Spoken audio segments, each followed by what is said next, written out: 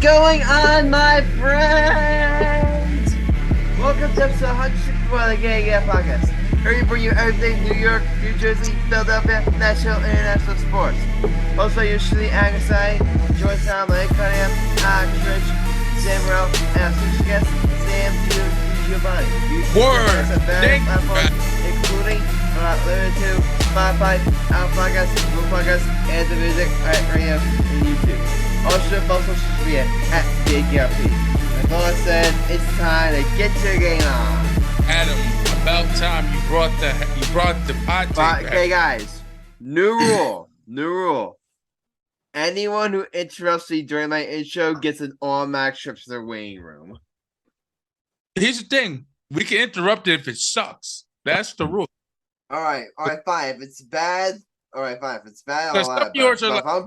But if I'm bringing the hype, then and you guys interrupt me, then you're going in the waiting room. Nigga, if it wasn't for us interrupting your intros, we wouldn't have a lot of hits. You're welcome, jackass. Guys, what am I gonna do with that? I'm going to lose my damn mind if we do not start. Yeah, because our friend Sandy has to get bro tomorrow. Run the air, jackass. Yeah. All right, but guys, let's not be around the bush here. We got a very, very special guest joining us. Alex, this is your guy. Introduce our guest. Okay, this is Sam DiGiovanni. He does a lot of work covering the Sixers, and I've seen his Twitter work constantly throughout this past season, and I didn't hesitate to reach out and ask him to come on and talk about how such a disappointing ending this season has been, and what his thoughts are moving forward. Appreciate that intro. I'm very happy to join you guys. There's my audio coming through?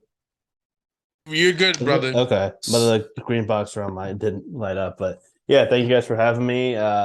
Quite the ending to the Sixers season. So I'm excited to chop it up with you guys about what it means and what might be to come. Already one big move underway. I'm sure there will be more. Yeah. Let me lead us off here, guys. You know what? That's it. Sorry about that, but guys, obviously Sam and I talk about disappointing loss for the Sixers. You know, in game 7 to the Celtics. Ultimately, they move off Doc Rivers. So I'm gonna ask you your initial thoughts. Like, what was your overall reaction to Game 7 and the firing of Doc Rivers? Man, I mean, first throw it back to Game 6. Going into that game, there was like the chance that they could really make it happen. And Adam, I'm gonna kick your ass. Keep playing with me. I'm gonna kick your ass. I know where you live. I will come find you after the show. Go ahead, Sam. So just the fact that they didn't close it out in Game 6 was like worrisome, but like I felt like the vibe of some fans was like, okay, we can do it backs against the wall in Game 7 where it wasn't in Game 6, but it didn't start great. It started with a bunch of discussion about the referees. Doc said a bunch of stuff like that in his pregame, and then the game started and Joel and James were essentially carried to a 3-point deficit at halftime and a tie game early in the third, and then just completely got away from them. It was almost the exact opposite of what people have come to expect from the Joel Embiid Sixers, is that he's great, but the guys around him aren't good enough, and that's why the team suffers. Total opposite in Game 7. Total opposite. Joel had probably the worst game of his career, given everything that was riding on it. Just completely failed to live up to the moment. Same with James Harden. It's been more expected from him, seeing all his epic playoff collapses over the years, but it happened again. And the fact that it just didn't become a game like in the snap of a finger, basically, was very surprising. And I mean, the game was over at some point in the third quarter when Jason Tatum and the Celtics were going on a ridiculous run. And for the connection that still lingers with like the Sixers trading out of the pick for Tatum, I'm sure made it sting even more that he lived up to the moment, had 51 points in game 7, was just torching the Sixers all over the court. And the fact that they fired Doc Rivers doesn't surprise me based on his total body of work. It looks weird after game 7 where the loss wasn't his fault. It was the fault of Joel Embiid and James Harden for just completely falling apart.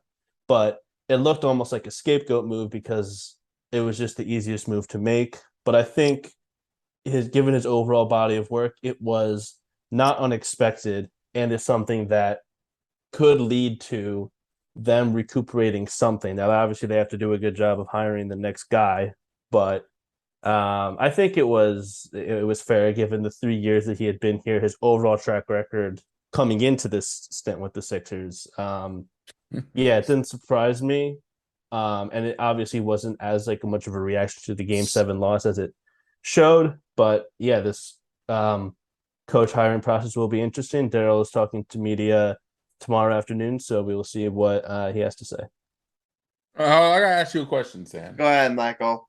Since I'm the actually know about basketball more than Grassani with the Devils jersey, but we got to work on that. Nintendo hat and Nintendo shirt, but go ahead. And why? That's and Alex, Devils, by the way. we got a basketball guest, Alex, and you're wearing a Philly shirt. Shame on you. But Sam, here's the thing I gotta agree with. Joel Embiid, it's the MVP curse. Every time you win the MVP award, you choke in the playoffs. It's been the last 4 to 5 years. It happens. Mm-hmm. Jokic is when he won back-to-back MVPs. What happened? Second round exit. Embiid, second round exit. Mm-hmm. So Embiid wins the MVP trophy. Yeah. What's next? Oh, they lose in the second round. You were up 3-2. You had 3-2. You're up at home. This is the thing I don't get. James, you got to get rid of Tobias Harris. I'm sorry. He's not good. He can't play for shit. He's a bum. You're paying him all that money. You have PJ Tucker who could, I'm not even a Sixers fan. I'm just saying Alan has a basketball analysis. PJ Tucker that could play defense and could literally get, he's a 3-and-D, literally a 3-and-D. Maxey has to be their second scorer over Harden at this point in his career. Because Harden is 30-something years old. He can't score like 30 points a game how he used to. So Maxey has to be their second option. Have Harden as their third option. And Alex could agree with me on this, that Doc Rivers wasn't a problem how they lost. He just got out-coached by the Celtics coach.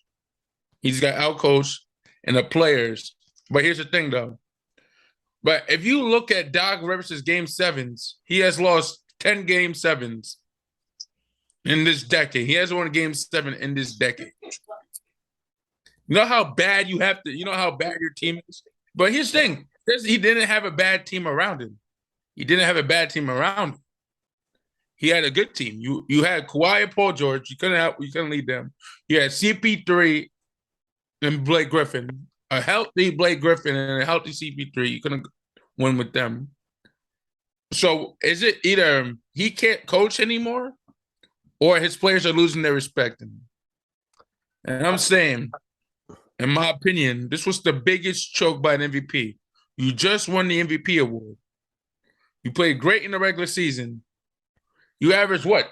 19 points in the last couple of games you averaged? You should have played better. You're the best player in the league. You should have been playing better.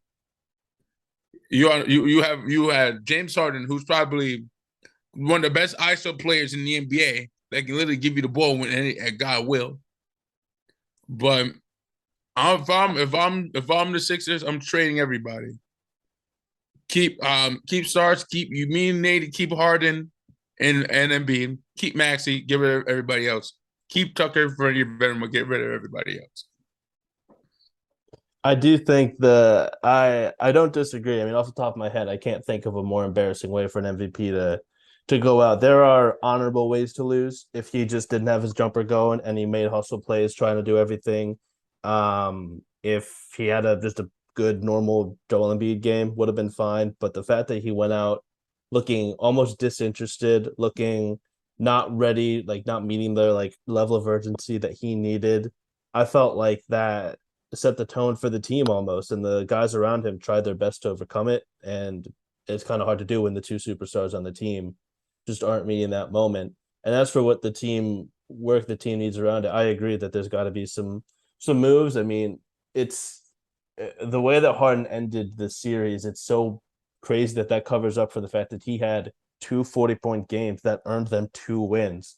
Game 1 when Joel was out, in Game 4 when Joel still wasn't at his like very very best, and Harden helped like kind of cover up for him. So like, there's definitely some moves that need to be made. I think trading Tobias Harris is the more obvious one, given that he started off the year great, shooting all the shots that they wanted him to, and that version of him just disappeared very quickly. And the inconsistencies, the contract, obviously, and the fact that it's expiring now, like it probably leaves room for a trade to be made where you get different guys who are more willing to shoot quicker, guys who are maybe more lighter on their feet. I think Tobias is a fine player, but he is just not what the Sixers need, and it's been clear for a while, and especially now that their backs are really against the wall, and it's really time to put up or shut up, that he probably will be traded. What I really am interested to do is seeing what happens with Harden. I feel like they want to keep him. Daryl's there. It's Daryl's guy. He obviously wants to keep him. I think James and Joel got along well. They made enough tweaks in their games to work together, but Harden took a pay cut last summer. He's gonna want to max this summer, and that's gonna be extremely risky for a guy who put up another chapter in his book of playoff failures and is gonna just continue to age. So I agree. Like, it is time for Maxey to start stepping up. I think it would be tough because I think Harden, like you said, isn't the 30-point scorer he used to be, but still wants to be. So there were some reports coming out, I think from ESPN today, that Harden wasn't really all that happy being like the pure facilitator guy. So I'm interested to see if there's a coach that can kind of find that balance of, helping him help himself in his old age and allowing Maxey to grow while still getting Embiid the ball in his spots. Like, it'll be very interesting. And roster wise, Daryl Morey's going to have a lot of tough decisions on top of not just what to do with Harden, but to re-sign guys like Paul Reed and Jalen McDaniels, George Niang, Shake Milton, like whoever he wants to. So this is just speculation, but I would expect some bigger changes coming from the Sixers roster over the course of the offseason. It'll be tough. They don't have a lot of avenues to go, but they've got to find something to, maybe build an image of whatever new coach they got. So it'll be interesting to see. Yeah, it's definitely. I mean, it's definitely a dilemma, for Sixers, because I think letting go of Doc Rivers, though, I'm not gonna necessarily say like it's the wrong move, because we all know Doc Rivers, like, let's face it, since outside of of that 2008 run with the Boston Celtics, Doc Rivers is a great regular season coach, but we all know that come most time he has issues of getting like his teams like over the hump. That being said, Sam, I think you agree. It's completely unfair to put this all on Doc Rivers. This is not only his fault. Harden, I think a lot more to blame has to go on your best players. Harden, not not playing up to his standards. And especially Joel Embiid. I mean, if you're the MVP of the league, and you're the franchise player, I'm sorry, you got to come up bigger in a game 7. I'm sorry, you got to play better than that. So, while I definitely understand why they're letting Doc Rivers go, I'm not gonna say that's the wrong decision. I don't think like he was as much of an issue as the superstars underperforming. Right. Yeah, that game 7 was totally not on him. It's not his fault that James Harden and Joel Embiid couldn't hit a shot. What I think what a lot of fans did point to, and what I think is fair, is that the culmination of his coaching over the years led to a spot where they weren't ready to go in game 7. There were still miscommunications on defense. There was an inability to overcome the Celtics adjustments of what they were doing defensively, most notably putting Robert Williams into the starting lineup. That, game 7, if you want to list the people to blame, Doc Rivers is not very high up. And Joel Embiid and James Harden are 1 and 2 in whichever order you want. They gave up, my opinion. That's why they lost. Right. But Doc's coaching over the course of the season led them to a point where they weren't able to overcome. They didn't have many answers they could go to. They did try some adjustments defensively on Jason Tatum, but offensively they couldn't match it. They went ice cold in that third quarter while the Celtics were going on an offensive explosion. And I think part of that is that inability to come over that. Part of that was on Doc Rivers. So the number one adjustment was to just Joel Embiid, James Harden have to play like superstars. So that's on them and not on Doc. But Doc is also not blameless. I'm going to say that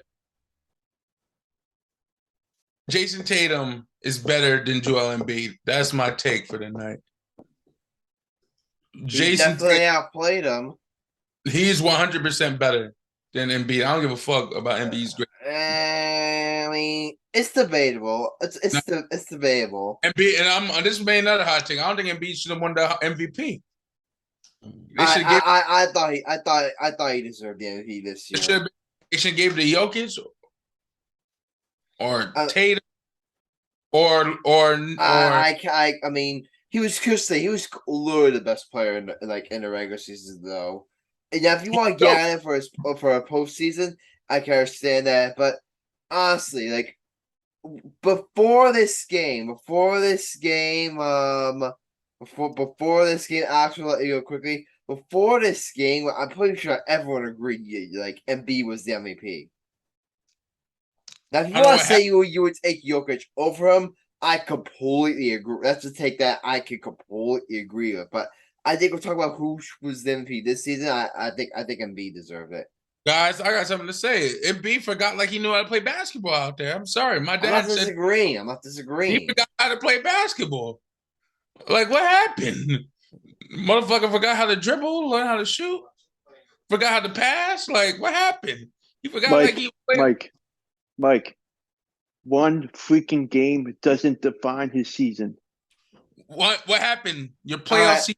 All right, Alex, it's time for you to chime in. Go ahead. Hold on. Mike. Alex, you and Michael go head now.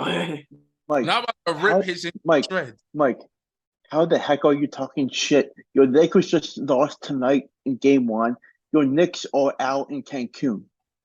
Oh, okay. Alex, you said, and I quote, the Sixers going to make it to the finals, right? What happened? Embiid choke as usual. You can't win with Embiid. You can't win with Embiid. You can't win with him. He's a liability as an offensive leader. He's a liability. Julius Randle also choked. Boy, he's in the same position. You're just bad because your team. You can't win with him. He's in the same freaking position. I admit you can't win with Randle. I'm a Knicks fan. I said that many a times. You can't admit that. So Embiid won the MVP. He didn't do shit with it. Hell, you gave my dad MVP. He could do better than Embiid. The hell? I don't disagree with that, but also to Alex's point, man, it's one game. I understand that it looks bad. You were averaging. It's a regular season award. It's a regular. Listen. There's plenty of slander to be thrown Embiid's way. He deserves all of it. But I don't think one of them is he didn't deserve MVP. This doesn't undo all the great work he did in the regular season. It looks weird now, given especially how good Jokic is and that they just beat the Lakers with him putting up a fantastic stat line. And I totally understand the swing of best center in the league right now because the Sixers are playing golf right now. He's a little butthurt. Listen. There's a lot of slander to be had. It doesn't change the MVP. It doesn't change the MVP. As frustrating as it looks, it doesn't change the MVP award. Listen, in terms of who the best player is between Jokic and Embiid, it's all going in Jokic's favor, and Jokic deserves it. But it doesn't change the MVP award for this season. I completely agree. That's what I believe. Jokic won 2 back-to-back MVPs. They're like, you know what? We'll give it to Embiid a little bit. We'll give Embiid a trophy so he can feel. It's like that. Remember, it's like that participation trophy when you play football. Like how Alex probably got in his room. His trophies are in his room. The little participation trophy being in the team for the water boy. That's what. Yeah, we'll just give it to Embiid this year. Make him feel good. That's what I think it was, Sam. That's Nah, why if he listen, I think he improved. And listen, if he did exactly what happened last year, I would agree. But he led the Sixers to a better record. He improved his scoring efficiency, and James Harden definitely helped in the regular season again. But I disagree with the pity MVP narrative. Hey, It's hey, those two neck and neck, and Jokic won the first two races, and Embiid won one because they're both just very close in this MVP race. all right. Honestly, here's the thing, Sam. You and Sam Morell know basketball on here better than anybody. Do you think you could make Embiid your number one option to win a championship?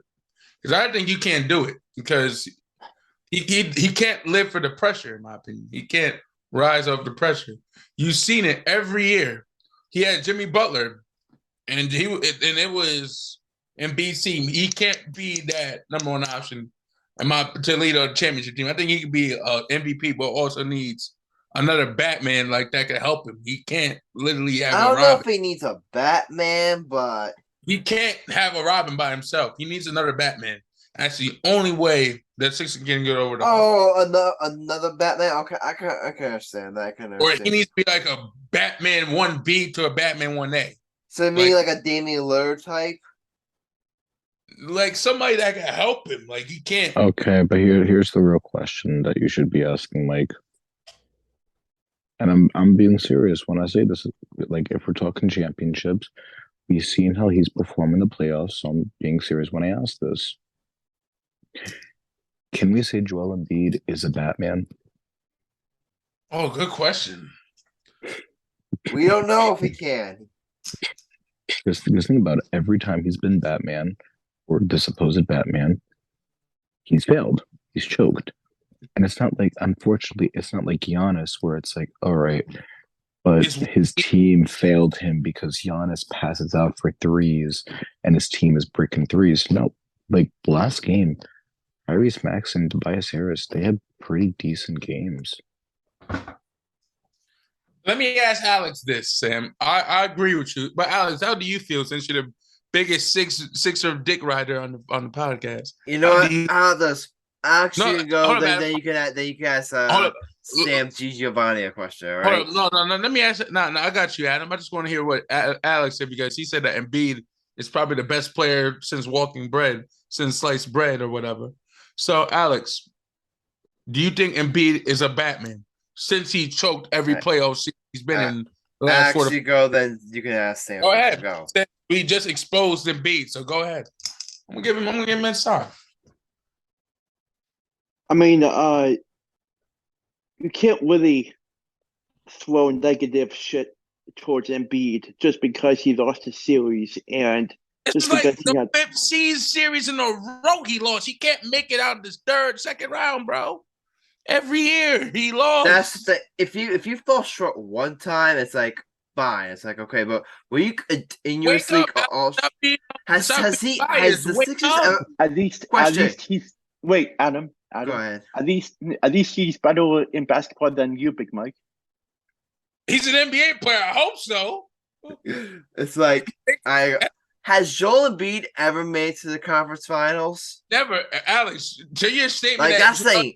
Hold up, Adam. You can't even get to the conference finals. I'm sorry, that's a bad look. Let me rip. Adam. Speaking of point of view of a Brooklyn Nets fan, I would shut up. Adam. You know what I find really funny, guys? The fact at least my best player doesn't choke. That's all I'll say. Bridges had a better playoffs than Embiid, in my opinion. And that's sad. Wait. Isn't it funny? Yeah, we swept you guys in the playoffs. Oh. Yes, you did. Yes, you did. You know what I find really funny? The fact that Alex is getting real sensitive that we're calling Joel Embiid a Robin when he literally is. Like, Alex, I'm sorry to say, it's just factual evidence. Like, if we look at no, wait, I got this, guys. Shut up. So let me tell you the difference between Jason Tatum and Joel Embiid and why Jason Tatum probably just passed Joel Embiid on like the list of NBA players. Jason Tatum is 5-1 in Game 7s. Guys, guess what Joel Embiid is in Game 7s? 0-2? He's 0-5. Or Damn. 0 yeah. He's I'm pretty sure I heard the stat correctly. He's 0-5. He has not won a single game 7. And Sam, I'm And- right. and no, Has he ever played in a conference final? No, he has He's not. never played He's in the never made conference it. final. Never made it. Never No, made no, the no, conference and- finals in his career. He is never made 0 he is 0-3 in conference semifinals. And not only that, guys. You want to know a crazy stat? What? Joel Embiid just had the biggest drop off in points by an MVP in NBA history. Guess how many points? I guess what the point differential was from his playoff to his regular season. 10 points, I think. It was close. It was 9.5. I saw that stat too. Hey, Alex, let me ask you a question. Yeah. Can you win with Joel Embiid as your best player? No, you cannot do it. I'm sorry. You can't. Sam, I want to hear what I'm Alex not gonna say definite no, but right now it's like you Not being have a you Sixer fan. right now it's Adam, I'm not gonna say I'm not gonna To tell you Adam, the let him truth, talk, man. to tell you the truth, Yeah. in 100% truth, I think you have to build around him and Harden. Nah, you didn't answer my question. You didn't answer. He answered around it. Did he? Wait. Did you say around Harden? Harden, Harden. brother. I mean, Sam, He's like Yeah. probably the only player that was as bad as like Embiid. The only player to choke more than James Harden is Chris Paul. I mean, Like- it depends if Harden stays in Philly or he leaves. If that's the case, Alex, it would be a blessing if he left. I'm sorry, dude. wait. It'd be a blessing Let if me he left. let me finish. If oh, that's Alex the is case, bad today. Okay. if that's the case, build the nucleus of the team surrounding Tyrese Maxey and Embiid. Okay, I can That would be understand. better. That would Okay, be better. Okay, Alex, let me ask you a question. Do you think Yeah. the Sixers will ever be good to win to make it out the third round to the conference finals? But here's the thing. Yeah, You yeah, guys, I can see them making the finals in the next 2 to 3 years. not happening. Here's why. You can't trust Embiid in the playoffs.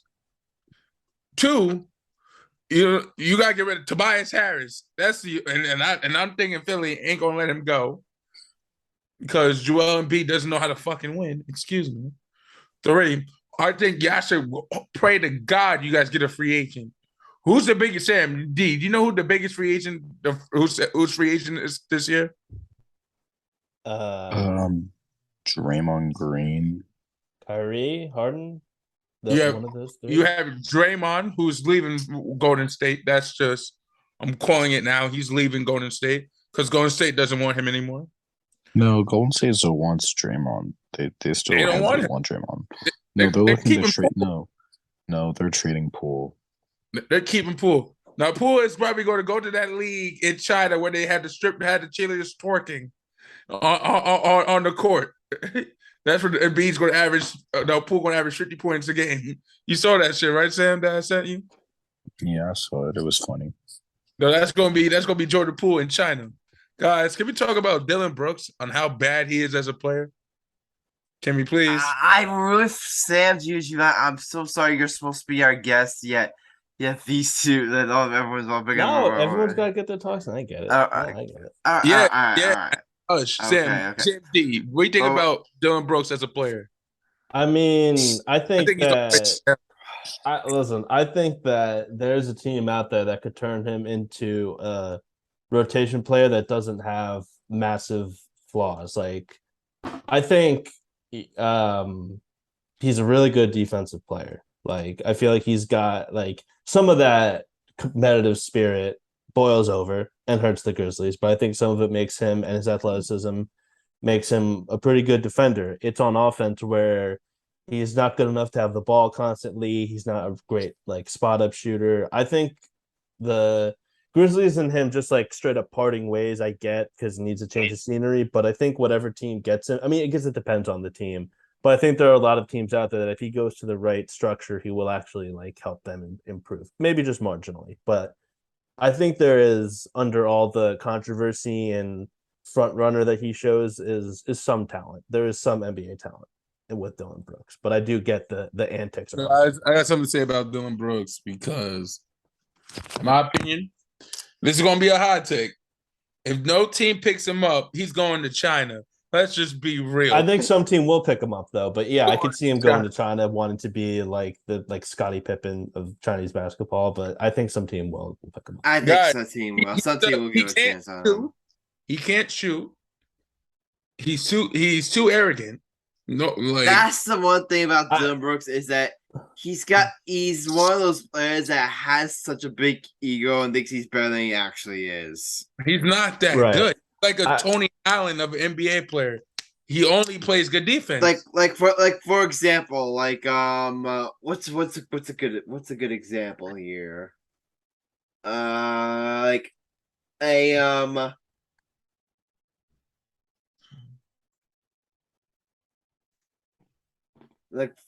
for example, like a Sky Pippen, a Sky Pippen can have like that type of attitude. But you know what I mean, like a superstar level player can have the type of attitude and swagger. A player like Dylan Brooks, it's like he can't get away with that.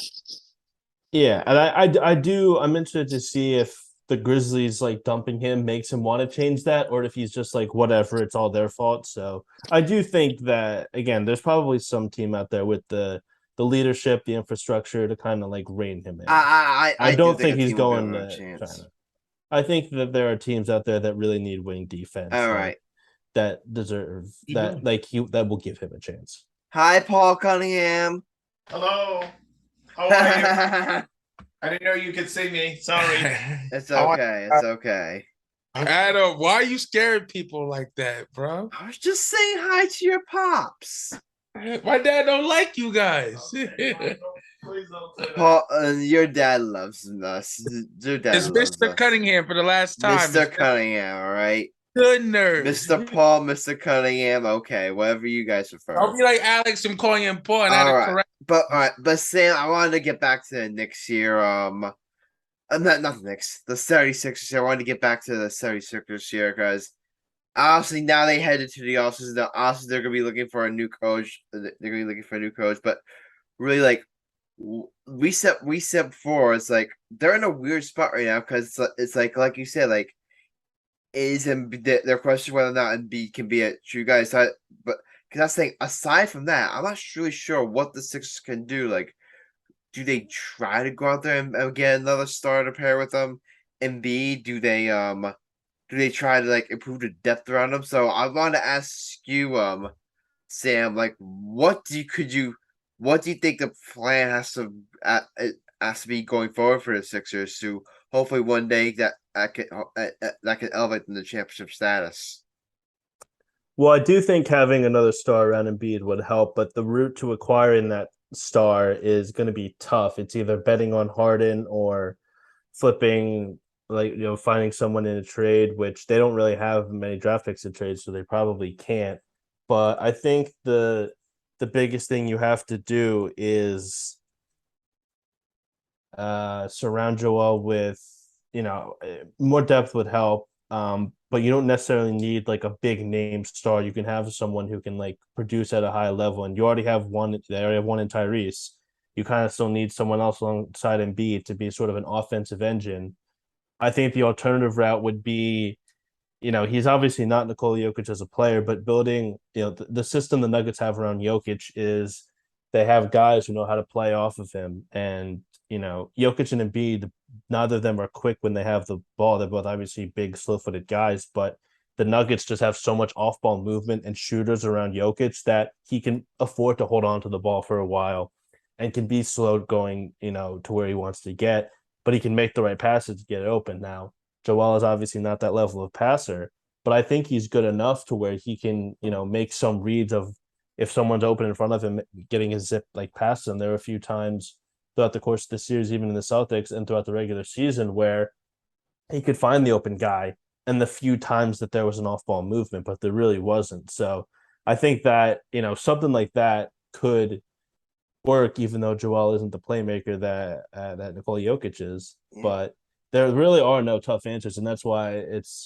that's why the Game 7 loss stinks so much. It's like this was the best chance you had. Even with Harden's playoff failures, he was still really good with Joel. The team had depth. They had so many things going in their favor, and they still ended up losing in the second round. So there really are no easy answers. And so I said this at the top of the show. It's going to be a very interesting offseason to see what this roster looks like. I'm sure there will be some changes, but it's hard to map out exactly what they'll be. Exactly, and the one thing I will say about Joel Embiid, I will kind of come to Joel Embiid's defense here a little bit about Sam and Michael. I think you both kind of catch this. Right now we're looking at Embiid and we're saying like, is he a choker? Now people are leaning towards like him being a choker. The choker narrative can change very, very quickly. We see it multiple times now in sports. Remember how many years it took Michael Jordan to finally to destroy that narrative? Remember LeBron James got embarrassed in the 2011 finals, like where he scored like what 9 points for one of the games. He was what's viewed as choker. Guess what? Both those guys are now some of the greatest players of all time, Mama. You guys are killing it more for recently reference, with Jokic, or not Jokic, Giannis too. Yeah, no one thought he was going to win it when he did. Yeah. But let me finish. Hold up. Let me finish. Can I finish? No, you said I was gonna say the Tampa Bay Lightning all the way back. Remember, they got completely embarrassed. They got swept by the lowly Columbus Blue Jackets. Everyone thought that they couldn't win a postseason. Guess what? They win 2 straight Sankos. So that's the thing, guys. The choker narrative, it can change very, very quickly. That's all I'm gonna say. Morell, where you at, Sam? I'm about to smack this dude from comparing hockey to basketball. They're two effing different sports. I think his point stands. The point wasn't about the games of the sports themselves. It was about how you're seen as a loser until you're not. And that is kind of true, especially with all those great players. Like, what players did he name? The problem with the Sixers and Embiid is that it looks like there's no more road to travel down. This was it. This was the big thing. And if it's not going to be this year, the odds of them getting better in the future or Joel suddenly realizing how to be great in these clutch moments, like it just doesn't seem likely. And that's why I think it stings so much. Hey, Adam, who did you say was great players that choked? You said Michael Jordan, LeBron James, Joe. How did Michael Jordan was seen as a choker? Yeah. How did Michael Jordan choke in the playoffs? How? Remember how many years did he lose in the first round in the beginning of his career? Joke. He was scoring 60 a game, 50, 40, 50 a game. The hell? Because he had no help. Fail. No. Bad example. No. Maybe I'm misremembering like his career wrong.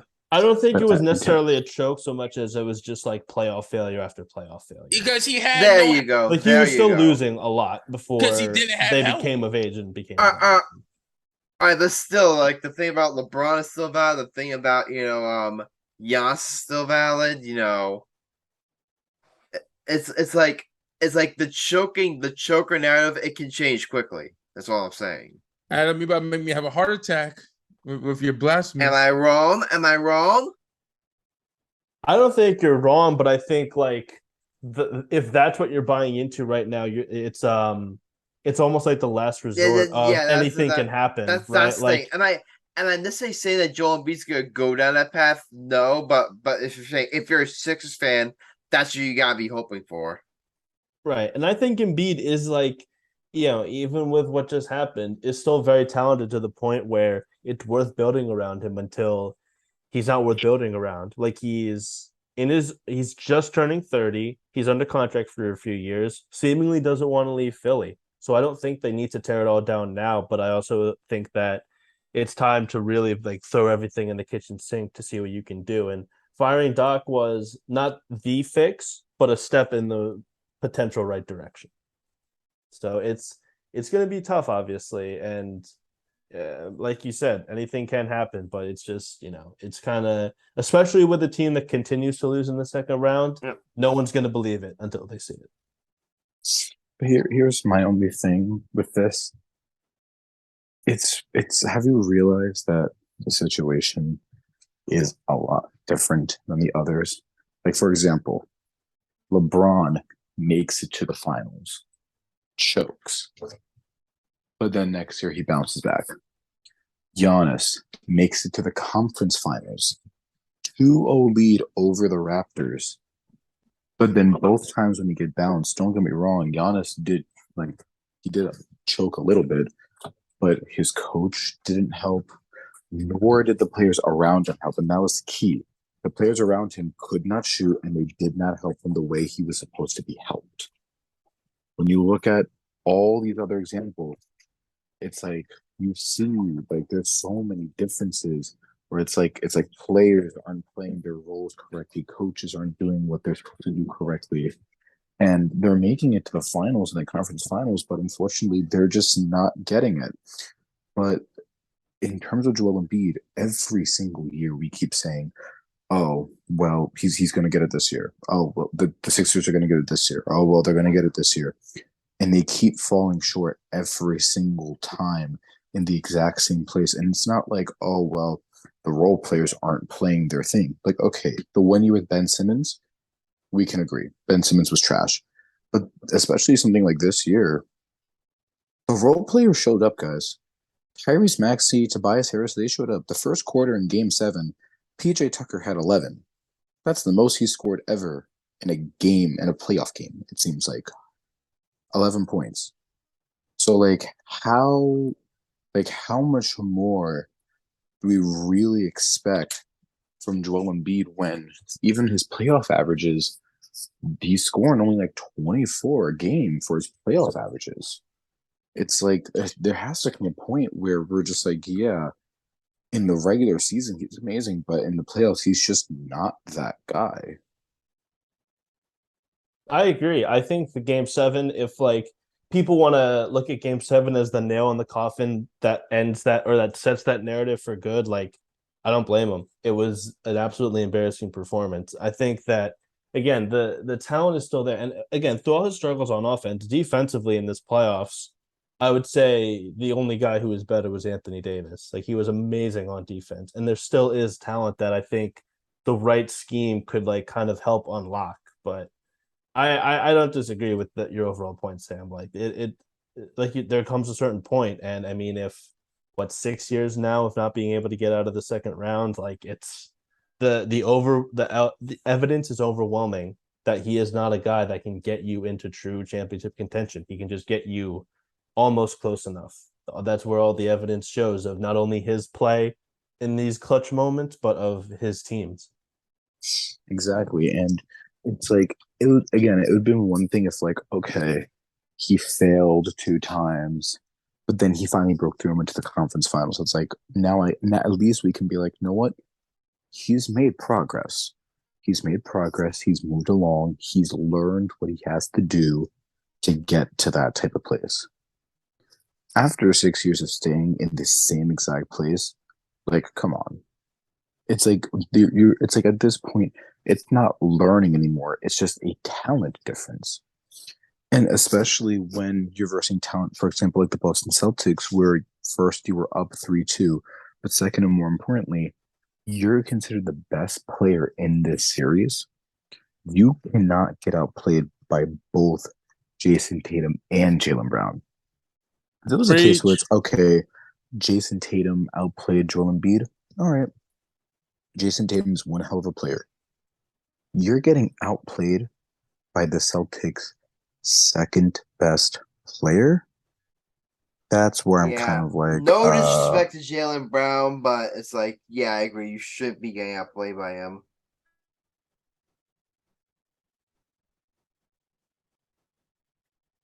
Our guest just disconnected.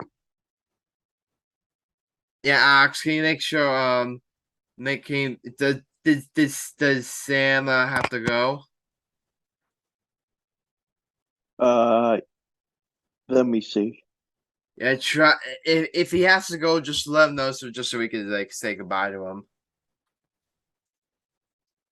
Just make sure like he comes back on because so it's getting late. So if he did want to go, I wouldn't blame him. But all right, but while we're waiting for him to come back, the Sixers weren't the only team to get eliminated from the playoffs.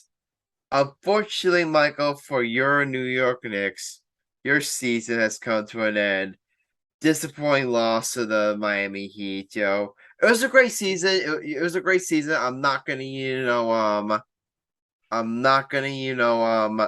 sit here and say it wasn't, but honestly, it was a disappointing end for season. So, Michael, I'm gonna give you a full here breakdown this game and then this game and the Knicks season as a whole. How you feeling, buddy? Honestly, I'm very proud of this team. You should be. Honestly, I thought we were going to win the second round, but Jalen Brunson played phenomenal. Barrett is improving. Why he could be a third option, or literally a second option. But Randall, oh Lord have mercy, guys! I'm trying to be a Christian man today. I'm trying to be Christian. Randall got to go. How can I explain it? How can I literally explain my feelings? Hold up. How can I put into words how he played? Yeah, I mean he was not good. How can I put it into words? He played like dog shit. That's all I gotta say. Give Brunson a max. Give Brunson a map. He deserved it in the playoffs. He deserved it. Okay, yeah. By the way, Sam is gonna rejoin us quickly, but he has to go really soon. So just guys, you can continue, but when Sam gets get back on, we're gonna say goodbye to him really quickly. I mean, honestly, I have to go in a little bit too, just because I need sleep still. So yeah. Okay, but all right, Sam, you there? Yeah, sorry. I have no idea what happened. I swear I didn't touch anything. It just froze. It's okay. It's okay. But we all know you need to go now. So yeah. Any final questions for Sam? Get in now, guys. All right. So that's it. But I got one more question. All right. You have the last one. Go ahead, Alex. Okay. My last question is, what is your scenario of this summer of the picture of what the Sixers will be doing? I think the ultimate picture of what they'll be doing is having honest conversations, trying to find out what'll work best in the playoffs around Joel Embiid. I have seen some fans acting like this is the end and they might as well trade Joel, but I don't think they're at the point just yet. I think Daryl Morey is someone who, Sam Hinkie was his, kind of followed in his footsteps as his predecessor, learned under him, and Sam Hinkie's main thing was all about being led by stars. That's kind of what the process was about. And I think Daryl Morey's thinking is very much similar. So I don't think he's going to trade Joel just for the heck of it, just to try to get into this long rebuild. I think he's going to try to do what he can to build a good team around him. Whether that includes Harden, I mean, I think Daryl would like it to, but it's going to be tough to decide how to go about that situation. I think that the decision to fire Doc, despite having 2 more years on his contract, I think shows that they're really serious about change and that they're really going to do some reflection. I would expect next fall for there to be a revamped team around Joel, or at least a team that looks kind of different with the new coach's play style. So this Game 7 loss was probably like the wake-up call that the team needed for them to get more serious about building around Joel Embiid. So I would expect that they keep Joel. If I had to guess, they're probably going to keep James, and they'll try to work around a new identity with those guys and some new supporting cast guys to see where it can take them. And it'll be tough for some people to buy into of like, you saw what you did in Game 7. Now you're going to buy into these guys again. Like, it's a tough message to fans, but if I had to guess, that would be the route that they go down. Definitely very insightful. But Sam, we thank you so much for coming on, taking the time to join us. It was so frustrating talking not just Sixers but basketball in general with you. So, Sam, we really appreciate your time, buddy. Hey, thank you guys for having me. I really No problem. appreciate One it. last thing here. Tell us where our listeners can find you. Dude. For anyone who wants to find me specifically, you can find me on Twitter at by Sam DiGiovanni, or you can find me on ClutchPoints.com writing up about mostly the Sixers, but a few other sports as well. You can follow all the Clutch Points social medias, their Clutch Points account, the Sixers account. You can see my stuff there as well. But again, my main Twitter is at by Sam DiGiovanni. Fellas, thank you again for giving me the chance to talk with you guys. I had a great time. Enjoy the rest of your evenings. You too. You'll go back anytime, Sam. Don't be a stranger. Thanks. Appreciate it, guys. Take care. Peace, brother. Bye. All right. That was that. All right, guys. That was Sam DiGiovanni. Great to have on all Sixers Insight. But getting back, all right, we're gonna finish up. We're gonna finish up with Knicks here really quickly. Then we gotta get to a hot take because this episode is really starting to drag here. But really, you have to feel good. You have to feel good, about the Knicks. But I really feel like, guys, here's my feeling about the Knicks. At least as presently constructed, I really feel like this is their ceiling. Like they are right now, a team that really best case that this was their ceiling. Like maybe best case scenario they could sneak into, the Eastern Conference Finals, but really this is their team. They're a good team, and they're a team that's fun to watch. So everything is fun to watch. They play hard, they play gritty, but are they ever gonna be able to compete with the Celtics, the 76ers, the Bucks of the world? So to really hopefully like one day come out of to really hopefully make it make a run at the NBA championship as presently constructed. Unfortunately, no, they're not. What they're missing is right now they need that true superstar player. They need a true superstar there to pair Jalen Brunson. Now, Jalen Brunson, we all can agree, he's a star. He is at the he right now. He's at the very least, a 2 option, or I would argue he could be a 1B option. But regardless, the Knicks, they still need to go out there and get that true star player. Who that star player is, I don't know, but that's the thing they need. That has to be the goal now for the Knicks. Go out there, get that superstar player.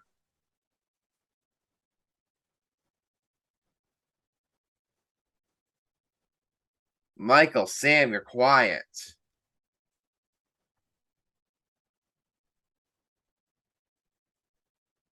They need a bigger star.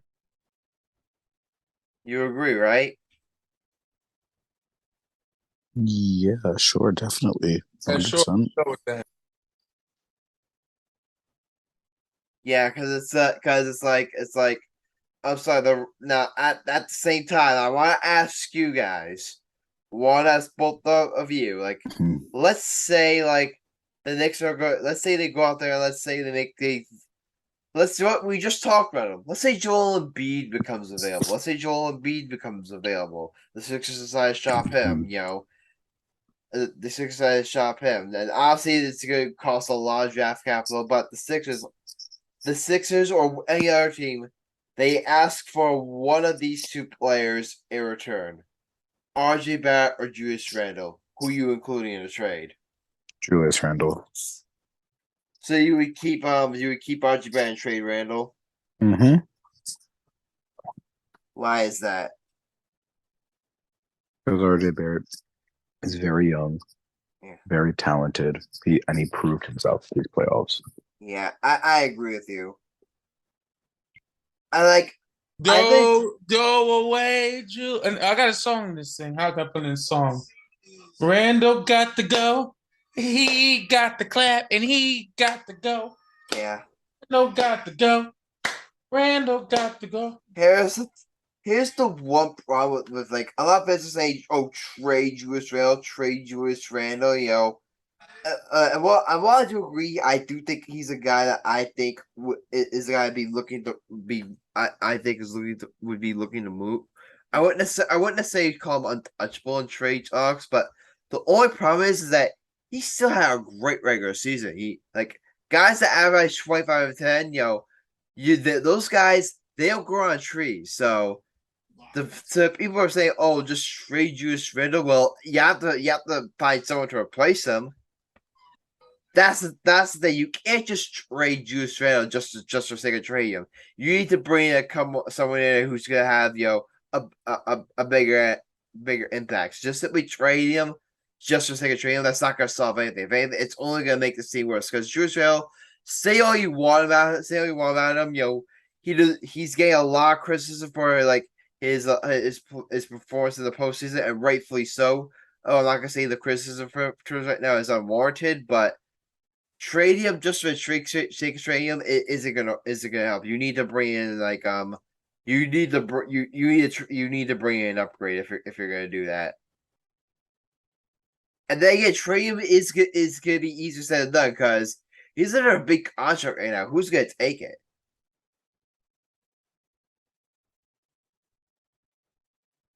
So yeah, it's gonna be a very, very, very interesting offseason for all three of the locals for the Sixers, the Nets, and the Knicks. It's gonna be a very interesting summer for all three of them. So it's gonna look forward to see what the local basketball teams have in store for us. But yeah, all right, guys. Do you all know what time it is? Hot take of the episode. It is time right now for the hot take of the episode. So I'm gonna stay for this, and then I need to go. okay, then you need to go. Okay. We're not going to be talking about much in the second half of the show anyway. But who went last time? I think I went last time. It was the next take. No, you went a couple episodes before that. I think you went last time. I think I went the episode before that, and then Michael went. So I'm pretty sure Alex. I'm pretty sure this is your hot take. So, floor is yours. Did you look at the wheel? I looked at it. I look. This thing, I'm kind of behind on our things. All I know is that Sam did episode 158, and I did the episode like after that, and I'm pretty sure Michael did last episode. Michael, you did last episode, correct? No, I did last episode. Oh, too. I did. Yeah, I did the last episode. The last episode was. Yeah, I the did last episode. Before that, I did the last episode. Sam, you did You did this episode before me. Yeah. You did a couple episodes before. You did 158. I did 159. Michael, you did 160. So Alex is up. Wait, Mike, what was your hot take? I know y'all didn't approve it. That's all I remember. Oh yeah, it was that shitty one. It was a great. That shitty one. That's so descriptive, Adam. Oh yeah, he was saying that the Lakers are gonna was it the Lakers are gonna come out the West? I think was his hot take. And that theory may come out right. That theory may come out right, Adam.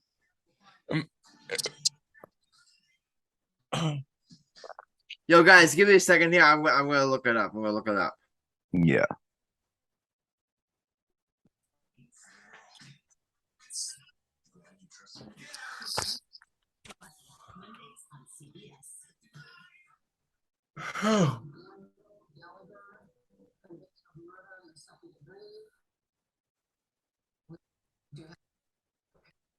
His hot take was the Lakers were gonna make out the West Bears thing. His points were just so shitty that we disapproved it. Okay, that's no. It should have been. You know what, Sam? I'm gonna send you the link right now. So before you go to bed, you can like watch it. Sam disapproved. Sam, y'all all disapproved it. So fuck all you white boys. Michael, we love you too. But regardless, Alex, it's your hot take. The floor is yours. And don't say that Embiid is the best player of all time. I will literally fall asleep. No, do it. Do it. I dare you, Alex. Live dangerously, please. Don't be stupid.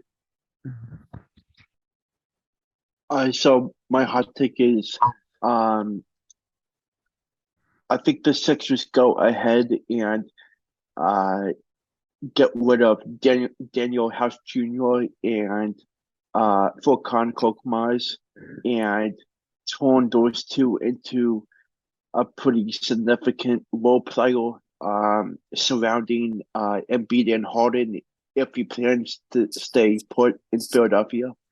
And I feel like if the Sixers can somehow find a way to do that kind of swap, then I think that they got a big chance of getting to the Eastern Conference Finals.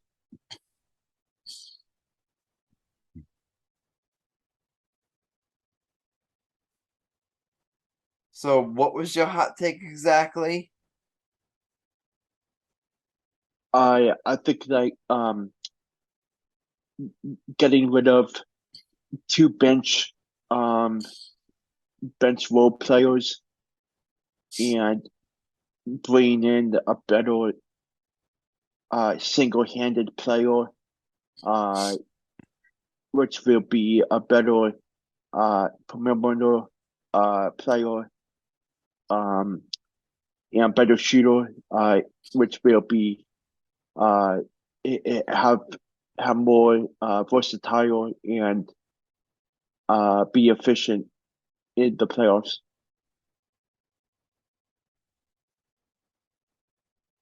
Okay. So your hot take is they're going to make a trade for a role player? Yeah. I'm not gonna lie, Alex, and I'm saying this as a friend. That's the weakest hot take I've heard so far. Like the Sixers are gonna trade for a role player. I fucking hope they do. I fucking hope they do. I hope they at least change something, Alex. Honestly, I'm being real. I hope they trade James Harden. Like, That's what I'm hoping for. Say, I think you'd agree he would have been better off saying that Embiid's the best NBA player of all time. He at least it would have been it would have been spicy. It would have been like, you know, an actual hot take. Like Alex, you didn't say a hot take. You just said something that the Sixers should fucking do. That's just common sense. That's my problem. Like Alex, they should trade for better players. I fucking hope the Sixers would actually. I really hope they would. Sixers need better players. I hope they would. Yeah. I mean, Michael, what do you think? All right, we're all gonna get our verdict at the same time. We're gonna do that again. But Michael, what are your thoughts on that? All right, so I'll take. My man might be asleep. Yo, is it over? It's over. Axe, is your hot take done? Yeah. Damn, I took a nice little nap, man. Shit. Okay, It's Mike, like Mike, the wait, lake- so Mike, do you want me to say his hot take for you in a nutshell? I just heard boring, blah, blah, blah, role players, blah, blah, Yes, blah. yeah, Mike. So here you go. This is the hot take. The Sixers should trade their current role players. Wait for it. For better role players. Y'all woke me up for What a fucking revolution. I know, right? Michael, I said it. He actually probably would have been better off saying Embiid's the best NBA player of all time. That would have been at least a hot take. The hell? That was just like that would have at least been engaged. That would have at least been like somewhat like that would have at least generated something, but this was just things generating facts. Like you're running for president. Okay. It's like, yes. All right. I believe that if you put coffee in the dump, it could cause a toxic waste. Like you already, bro. Like, yo. Okay. All right, guys, ready Gotta go for the first. verdicts? Gotta go first. No, we're doing it at the same time. Do it at the same time. Ready? 1, 2, 3.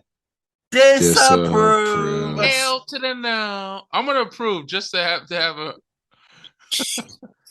So okay, wait. We need to do it then. I'll go last. Mike, you go second. Adam, you go first. We'll do this again. Okay, so Adam, what's your thing? Disapprove. Okay, Mike, what are you voting, Mike? I had to disapprove because I just didn't want to say. Mike, you're supposed to approve. Oh yeah, I approve just to. No, I had to approve because I can't let y'all do my boy like that. You know, this was the worst hot thing I ever heard in my life. Okay, so Alex, it's up to me now. So the real question is, do I say approve just so that you have a better record than Adam? Let's see. Yes, that's the goal. If you approve this, just so you know, that's 100% confirmation for collusion.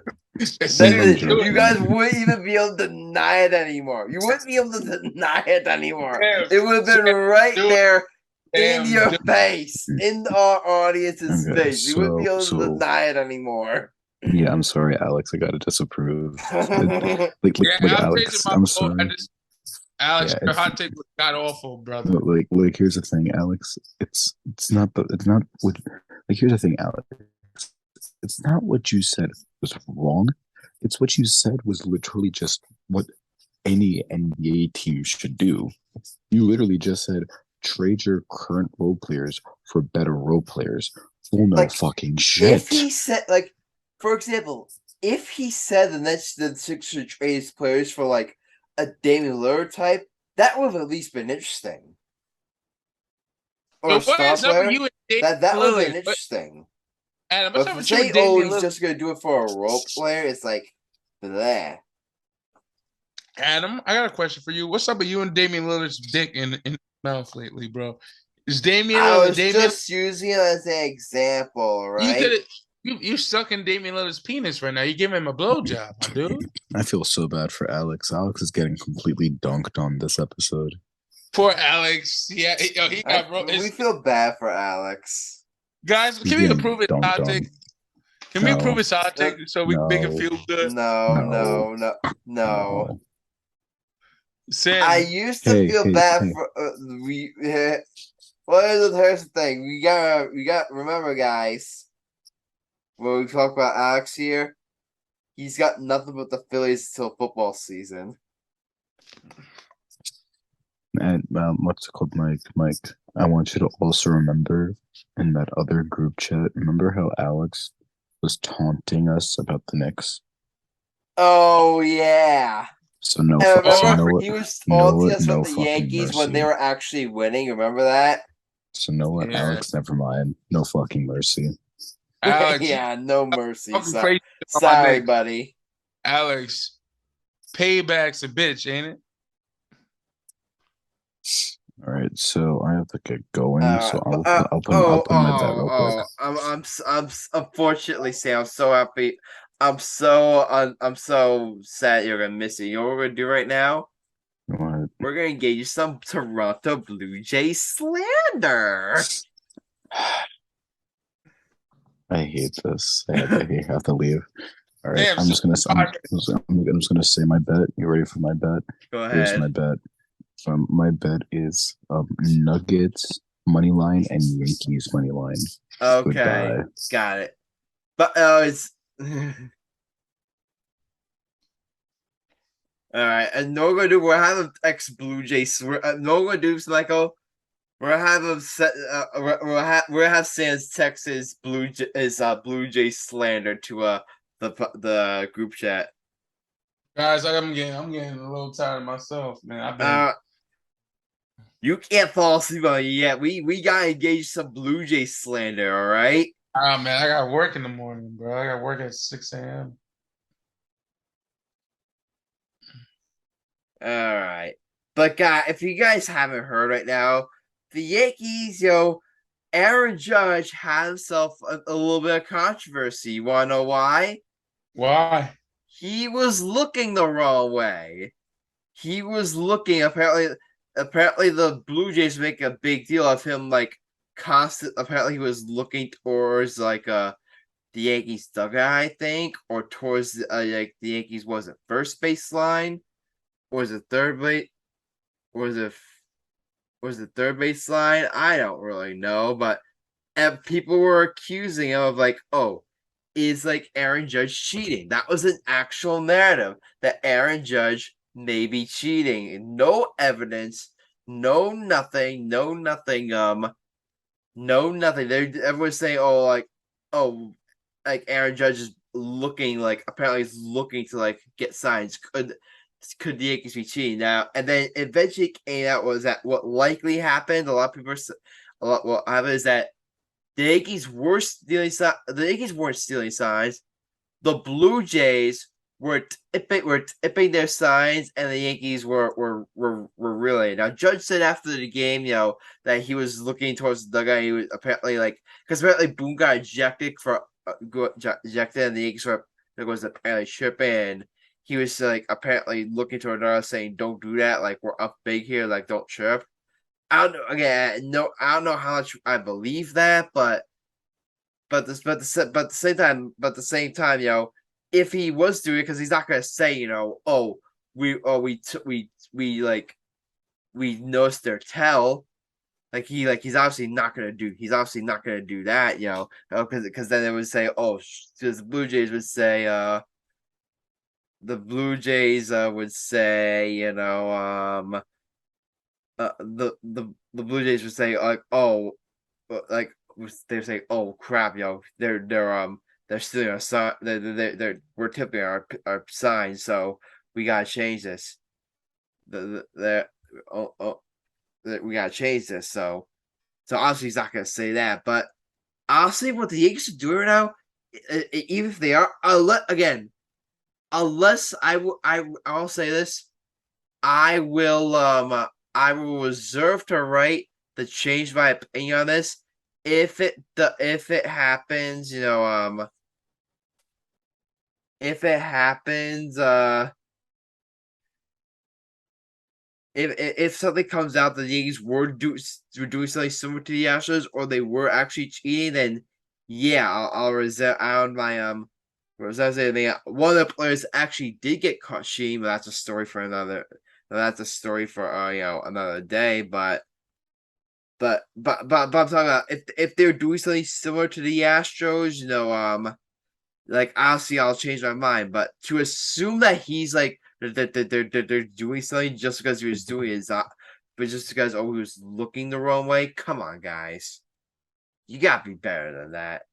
Baseball media, you gotta be better than that. And Blue Jays, you gotta be better than that.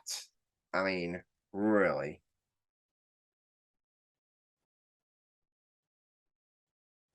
I mean, Alex, what are your thoughts on the whole fiasco?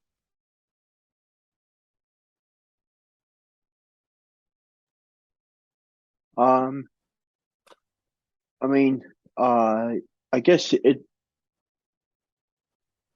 it's what he does, and can't really do anything about it. And I'm not sure what else to say about it, but it is what it is.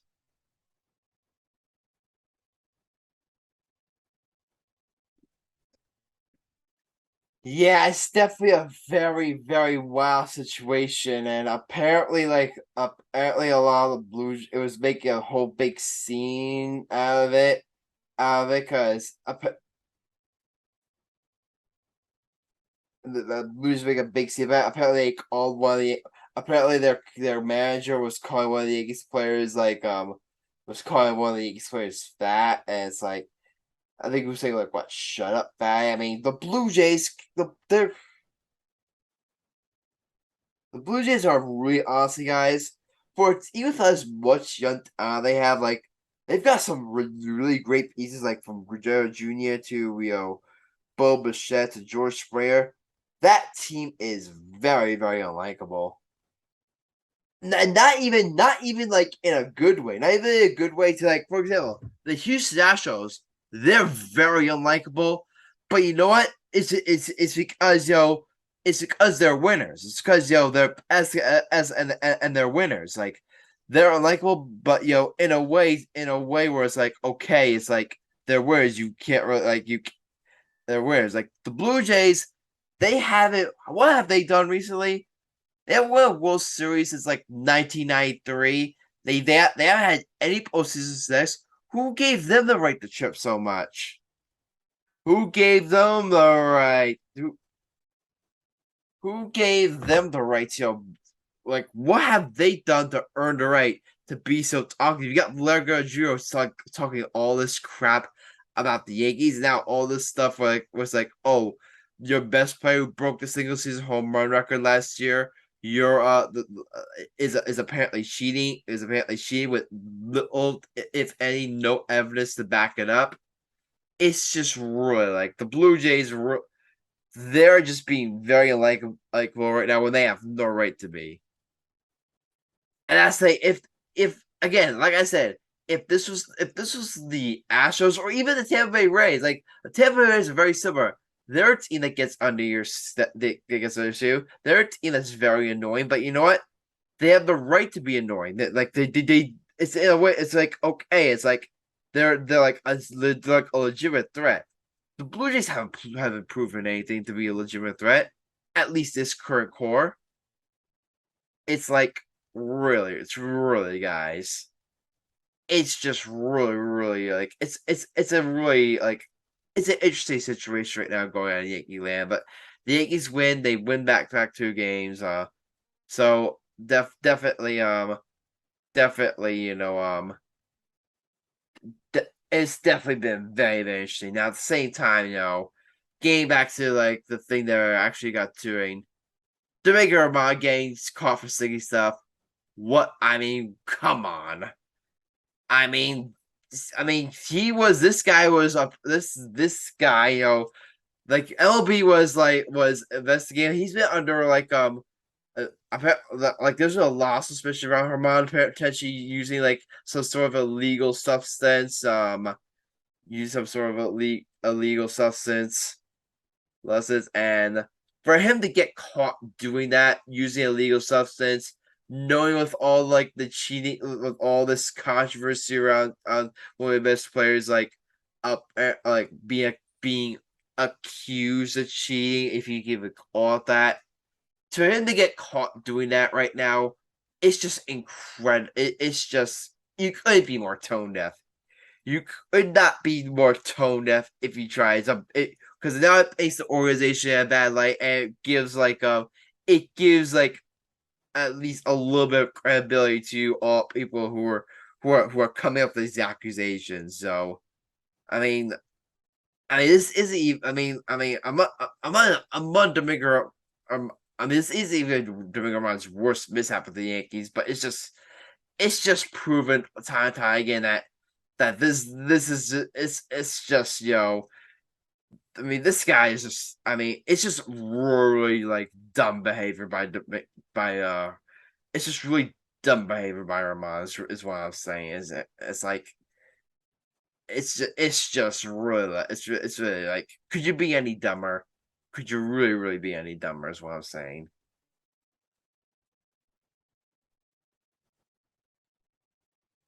But yeah, the Yankees they get 2 wins. They're starting to turn around. We talked about before. Them not playing their best baseball. Them not their lineup being thin. They're not playing their best baseball. They're starting to turn around. You could tell they're starting to they're starting to turn the corner. Once they're 7, they've won they've after sweeping the Astros, they take 2 out of 3 from the Rays, and they've won the first 2 games of the series against the Blue Jays. So you can tell they're starting to score. Aaron Judge is healthy, and he's looking like MVP. Rizzo's played extremely well. Volpe's looking like he's slowly but surely into his zone. I think it's only a matter of time before we see him break out. Glaber's playing well. DJ's playing well. So. And really, once this team starts once this team really starts gel, once this team starts to get healthy, we're gonna get Luis Severino back hopefully soon. Hopefully by the start time you get Roman back. Hopefully by the start time you get Carlos Rodon back, and you could really, make once you're fully healthy. Hopefully you can close the gap between the Rays and really make a run at this division and into the playoffs. So yeah, any thoughts, Scott, Michael? Any thoughts on this Aaron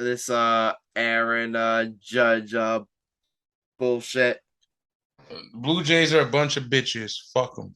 That's exactly what.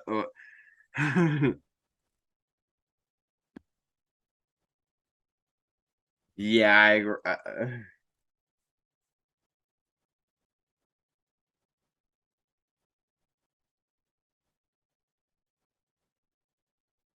Yeah.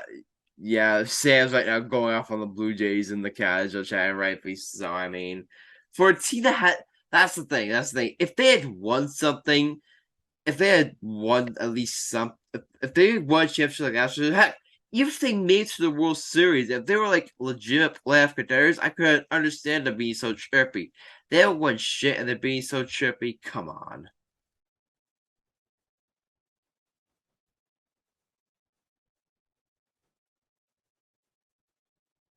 All right. But guys, know what time it is?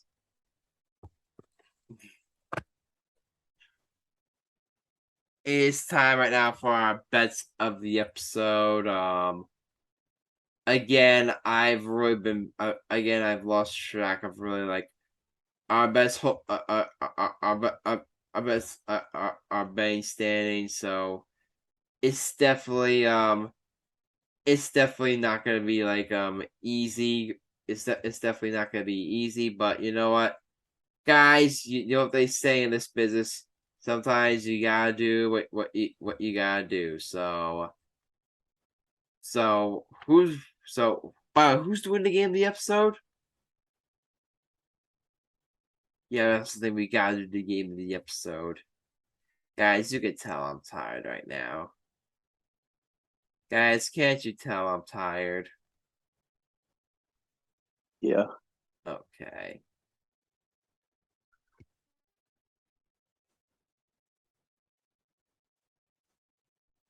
All right, Michael, you want? I think did Michael win his bet last time? It's been so long that it's been quite a while since the last episode, so I'm not sure.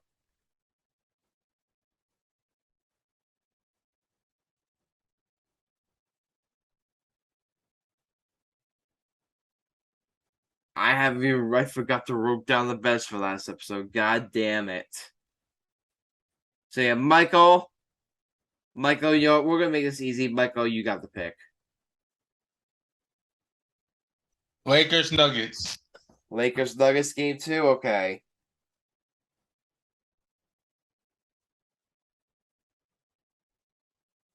This is a tough one. You know what? I'm looking against some ground. I know which way you're picking. I'm gonna go. I'll go Nuggets.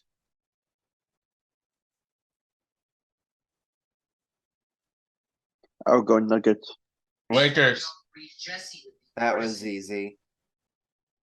Okay, now for my bet here.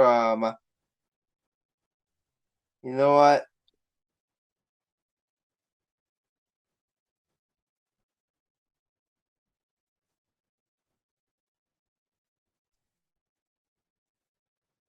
NHL's not until Friday, so I really don't want to do that. I really don't feel like betting like the Heat, so I'm gonna do a little Yankees parlay action.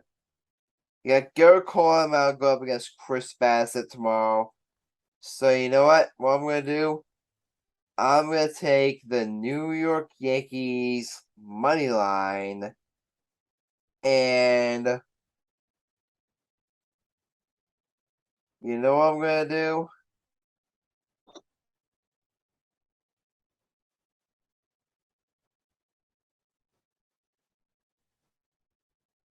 What am I gonna? Adam, there's a 10-second window. If you don't pick a bet, we'll pick it for you. I said Yankees over Blue Jays already. If you don't pick another one, we'll pick. If you don't pick a second bet, and if you say you click in the pick in the second bet, and you don't pick it, me and Alex will pick one for you. You have 10 seconds. 9, 8. I'm gonna do Anthony 7. Volpe getting a hit. Alex, you're up. Bitch, don't rush me or I'll put you back in the waiting room. You rush us all the time. The fuck? I have this new rule. You don't rush me, I don't rush you. No, you bad because I rushed you back, player. I won't rush you anymore, all right? How about that? If you I don't don't know if rush I me. can trust you. I don't know if I can trust you. All right. Have this. You can rush me, but you can't do countdowns, all right? You know what you could say? Hurry up before I give you something money line. How about that? All right. No deal. I get to rush you. Too bad. Alex, hurry up. I got all night for you pansies. Okay, I'll do. All right, go. I'll Alex, do- text me your bet, all right? I mean, say Okay, on I'll the do air, but that. also text it. Okay. If y'all don't pick your damn best, I'm gonna kill one of y'all. Should I say it anyway? Go ahead, say it. Say it. Actually, yeah. I'm just gonna do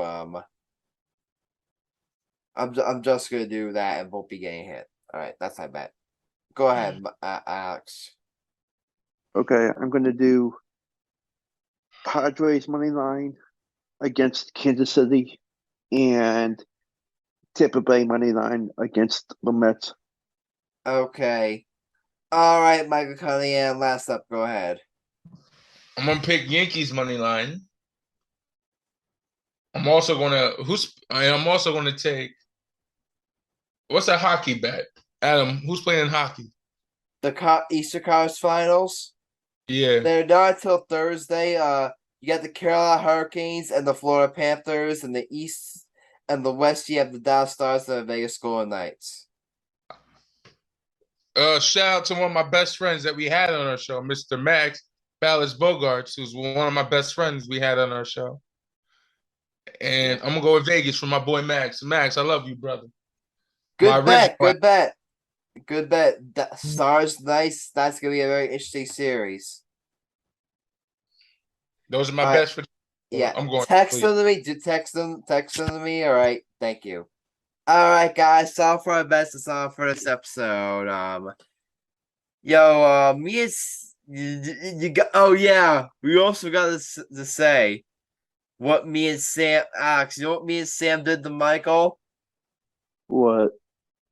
Michael, tell him what we did to you. So me These and me and Sam, we went out for a bit. We went out for burgers. We went out to do the shopping. I picked up the new Zelda game. I picked up the new Zelda game. It was a lot of fun. And then know what we did afterward? Michael's on vacation. Michael, tell him what we did to you. These idiots stopped at my house While he was on vacation. Oh my god. We took a selfie outside his house, and then we were attempting to just text him and just say #arson. but you didn't do it.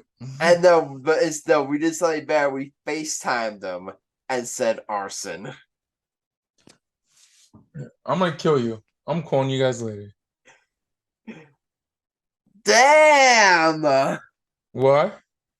Damn, I thought you were about to leave. I'm gonna kill you guys. Have a nice night. Okay. Have a nice night. Have a nice night, Michael. I taught you well. Let's end the show. All right, yeah. Any thoughts, guys? Nothing. I mean, they go Yankees. It's the only team we have left. All we got, guys. That's it, guys. Know what that means? It's official, Michael and Sam and Alex. All we've got is our baseball team till football season. No, I still got my Lakers. Oh yeah, you still got your Lakers. So you're You're the last man standing, Michael. You're the last man standing. Congratulations, buddy. Hope you're enjoying it, guys. But guys, that's it. This is episode 161 of the Game of Funny Grassani, Mike Cunningham, Ashley, Sam Morell, and special guest Sam DiGiovanni. Like you heard, really like and follow and subscribe to the podcast. Also, our Joe Constitution, we count YouTube, we dash on social media. We feature at the same feature episode marathon. Those are your dreams, Sam. You went through the world, believe it, and I think. See you next time, and until then, stay playing. And we're out.